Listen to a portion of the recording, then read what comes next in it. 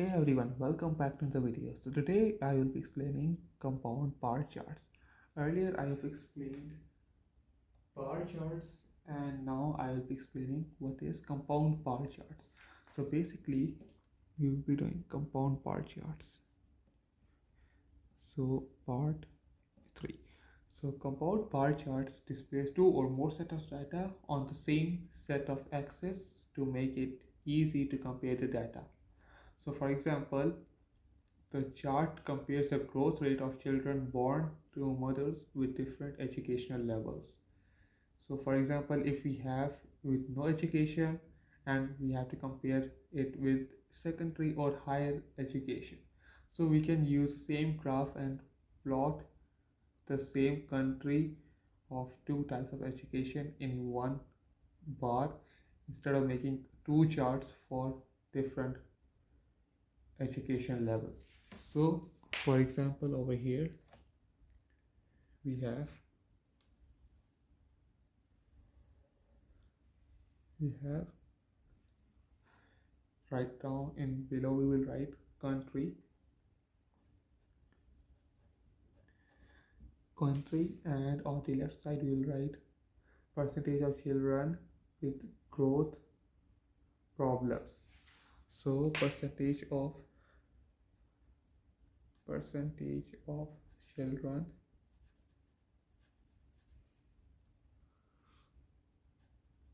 with growth problems.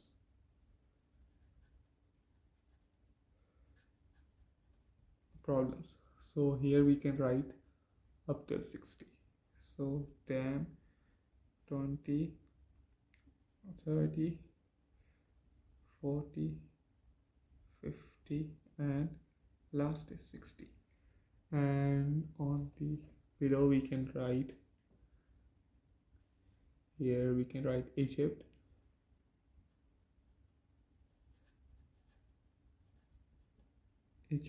then we can write Nigeria, then we have Cambodia,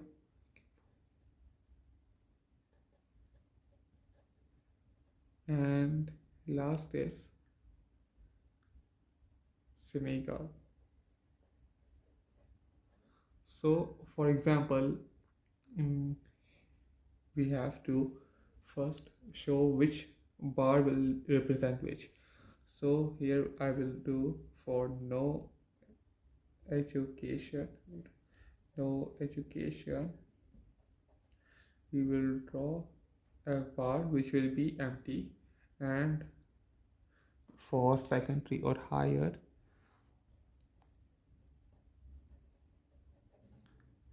or higher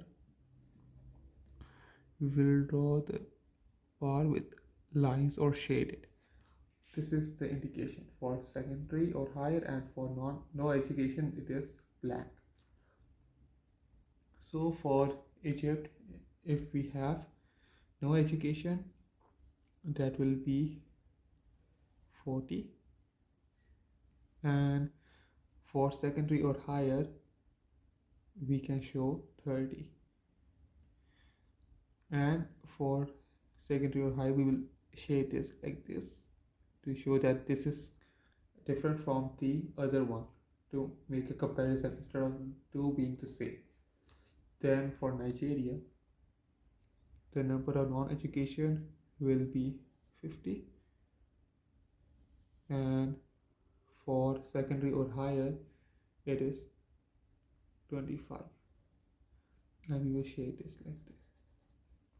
Then for Cambodia it is almost 40 no education, and for secondary or higher it is 19, and this will also be shaded. Then for Senegal there is almost 50,